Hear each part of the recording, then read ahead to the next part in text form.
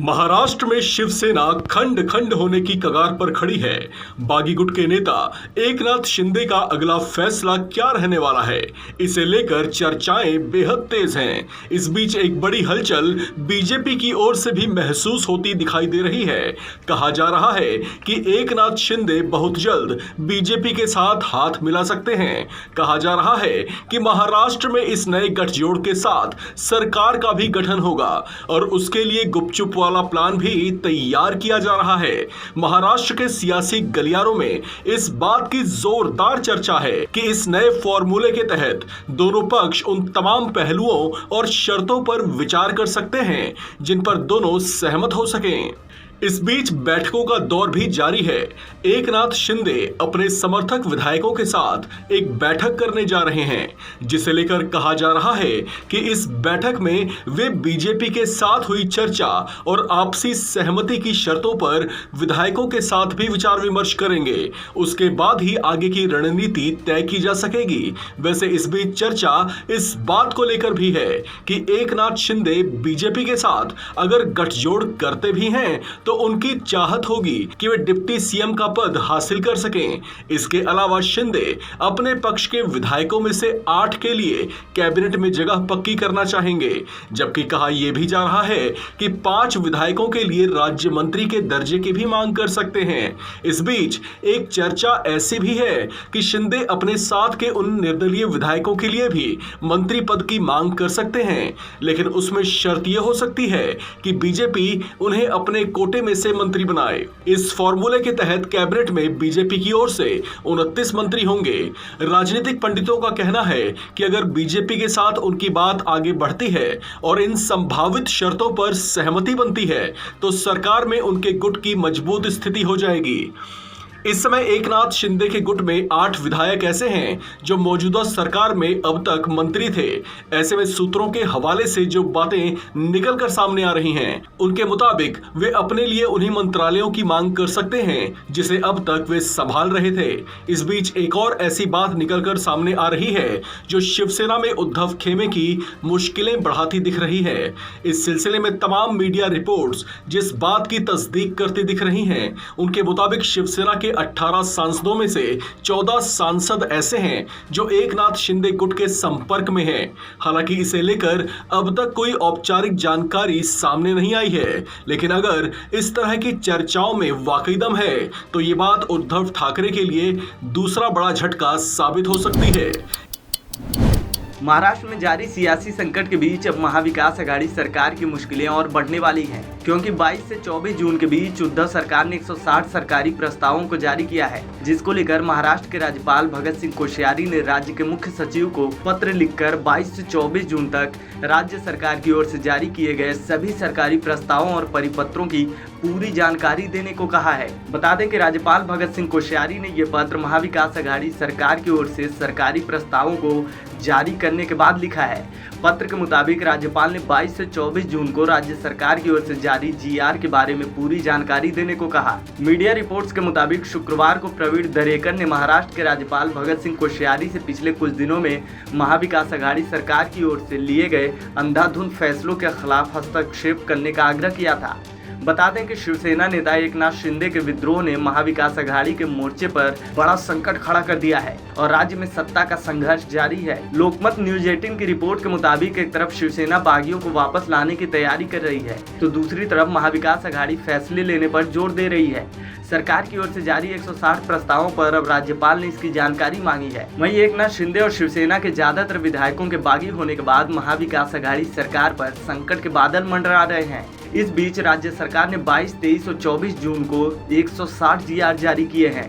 Reports के मुताबिक राज्यपाल भगत सिंह कोश्यारी के प्रमुख सचिव संतोष कुमार ने बताया कि राज्यपाल ने महाराष्ट्र के मुख्य सचिव को पत्र लिखकर 22 से 24 जून तक राज्य सरकार द्वारा जारी सभी सरकारी प्रस्तावों की पूरी जानकारी देने को कहा है। कयास लगाए जा रहे हैं कि ऐसे में राज्यपाल भगत सिंह कोश्यारी सरकार के कई फैसलों को पलट भी सकते हैं। राजभवन के इस आदेश को शिंदे गुट के बागी विधायकों के आरोपों से जोड़कर भी देखा जा रहा है। विधायकों ने आरोप लगाया है कि कई फाइलें मंत्रालय की ओर से जल्दबाजी में पास किए गए हैं। ऐसे में महाराष्ट्र में महाविकास आघाड़ी सरकार के लिए पहले से ही संकट बने शिवसेना के बागियों के बाद अब राज्यपाल से भी तल्खियां बढ़ सकती हैं। अब जारी सभी सरकारी प्रस्तावों का महाविकास अघाड़ी सरकार को राज्यपाल को हिसाब किताब देना होगा। महाराष्ट्र में शिवसेना खंड खंड होने की कगार पर खड़ी है। बागी गुट के नेता एकनाथ शिंदे का अगला फैसला क्या रहने वाला है, इसे लेकर चर्चाएं बेहद तेज हैं। इस बीच एक बड़ी हलचल बीजेपी की ओर से भी महसूस होती दिखाई दे रही है। कहा जा रहा है कि एकनाथ शिंदे बहुत जल्द बीजेपी के साथ हाथ मिला सकते हैं। कहा जा रहा है कि महाराष्ट्र में इस नए गठजोड़ के साथ सरकार का भी गठन होगा और उसके लिए गुपचुप वाला प्लान भी तैयार किया जा रहा है। महाराष्ट्र के सियासी गलियारों में इस बात की जोरदार चर्चा है कि इस नए फॉर्मूले के तहत दोनों पक्ष उन तमाम पहलुओं और शर्तों पर विचार कर सकते हैं जिन पर दोनों सहमत हो सकें। इस बीच बैठकों का दौर भी जारी है। एकनाथ शिंदे अपने समर्थक विधायकों के साथ एक बैठक करने जा रहे हैं, जिसे लेकर कहा जा रहा है कि इस बैठक में वे बीजेपी के साथ हुई चर्चा और आपसी सहमति की शर्तों पर विधायकों के साथ भी विचार विमर्श करेंगे। उसके बाद ही आगे की रणनीति तय की जा सकेगी। वैसे इस बीच चर्चा इस बात को लेकर भी है कि एकनाथ शिंदे बीजेपी के साथ अगर गठजोड़ करते भी हैं तो उनकी चाहत होगी कि वे डिप्टी सीएम का पद हासिल कर सकें। इसके अलावा शिंदे अपने पक्ष के विधायकों में से 8 के लिए कैबिनेट में जगह पक्की करना चाहेंगे, जबकि कहा यह भी जा रहा है कि 5 विधायकों के लिए राज्य मंत्री के दर्जे की भी मांग कर सकते हैं। इस बीच एक चर्चा ऐसी भी है कि शिंदे अपने साथ के उन निर्दलीय विधायकों के लिए भी मंत्री पद की मांग कर सकते हैं, लेकिन उसमें शर्त यह हो सकती है कि बीजेपी उन्हें अपने कोटे में से मंत्री बनाए। इस फॉर्मूले के तहत कैबिनेट में बीजेपी की ओर से 29 मंत्री होंगे। राजनीतिक पंडितों का कहना है कि अगर बीजेपी के साथ उनकी बात आगे बढ़ती है और इन संभावित शर्तों पर सहमति बनती है तो सरकार में उनके गुट की मजबूत स्थिति हो जाएगी। इस समय एकनाथ शिंदे के गुट में 8 विधायक ऐसे हैं जो मौजूदा सरकार में अब तक मंत्री थे। ऐसे में सूत्रों के हवाले से जो बातें निकल कर सामने आ रही हैं, उनके मुताबिक वे अपने लिए उन्हीं मंत्रालयों की मांग कर सकते हैं जिसे अब तक वे संभाल रहे थे।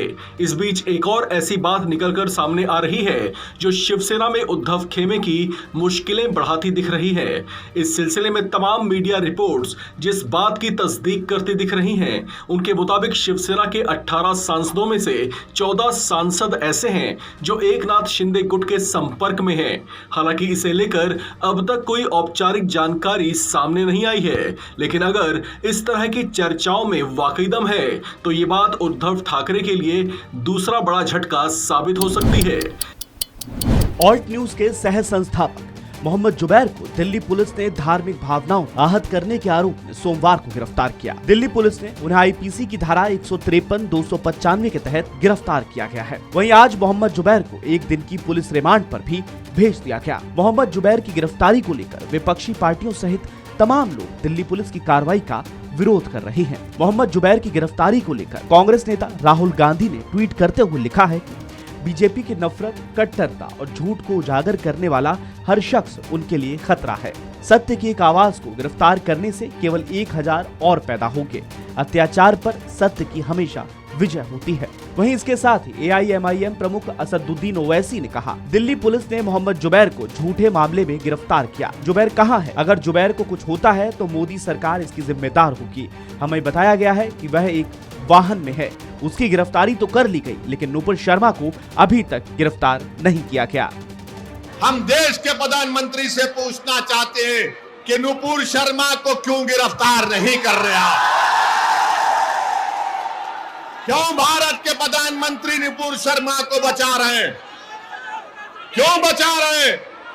नुपुर शर्मा को बचा रहे, जुबैर को जेल में डाल रहे।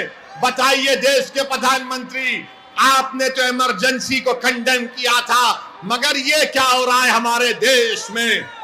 ये क्या हो रहा है हमारे देश में? वहीं CPIM नेता सीताराम येचुरी ने भी जुबैर की गिरफ्तारी का विरोध किया है। उन्होंने ट्वीट करते हुए लिखा कि मोहम्मद जुबैर को तुरंत छोड़ा जाए।